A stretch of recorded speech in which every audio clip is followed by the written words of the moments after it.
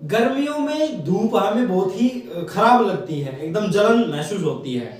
दूसरी ओर सर्दियों में धूप हमें एक वरदान साबित हमारे लिए होती है। और धूप में बैठना सर्दियों में सभी को बहुत पसंद आता है। सबसे पहला प्रश्न हमारे सामने ये आता है कि टाइमिंग क्या रहनी चाहिए। तो टाइमिंग की जब हम बात करते हैं तो सबसे पहले सुबह आप 8 बजे से पहले धूप सेक सकते हैं। 25 से 30 मिनट आप धूप में बैठ सकते हैं। दूसरा, शाम की जब बात करते हैं तो शाम को जब सूर्यास्त होता है तो उस टाइम आप धूप का लुत्फ उठा सकते हैं। ये हुई टाइमिंग की बात। दूसरा, अब हम बात करते हैं इसके फायदों के बारे में। तो सबसे पहले जो धूप है उससे हमें विटामिन डी मिलती है। विटामिन डी हमारे शरीर के लिए बहुत ही महत्वपूर्ण है। विटामिन डी हमारे इम्यून सिस्टम को बहुत मजबूत करती है और विटामिन डी से बहुत सारे फायदे होते हैं।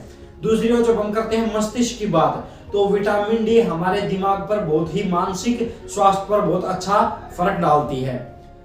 कोई डिप्रेशन है, एंजाइटी से पीड़ित है, उसके लिए धूप में बैठना बहुत ही फायदेमंद साबित होता है, क्योंकि उसमें डोपामाइन, मेलाटोनिन जैसे हार्मोन्स होते हैं जो हमारे दिमाग के लिए बहुत ही अच्छे साबित होते हैं।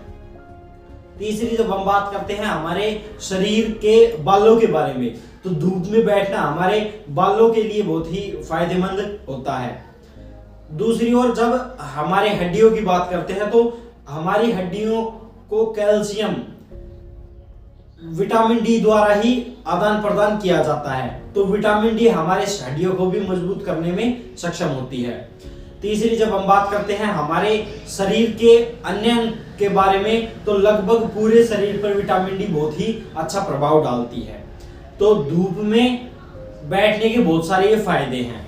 दूसरी ओर जब हम बात करते हैं नुकसान के बारे में, तो आप इन फायदों को देखकर ये ना सोचें कि पूरे दिन आप धूप में ही बैठे रहें। ये आपके लिए नुकसानदायक हो सकता है। आपको धूप में अगर स्पेशल आपको जानकारी लेनी है तो आप अपने जो डॉक्टर हैं उनसे सलाह ले सकते हैं। किसी रोग से पीड़ित हैं या किसी अन्य तरीके की आपको प्रॉब्लम है तो उसके लिए आप डॉक्टर से बैठकर ही सलाह लें और फिर उनसे जानें कि आप कितनी देर तक धूप में बैठ सकते हैं, विटामिन डी की आपको कितनी जरूरत है।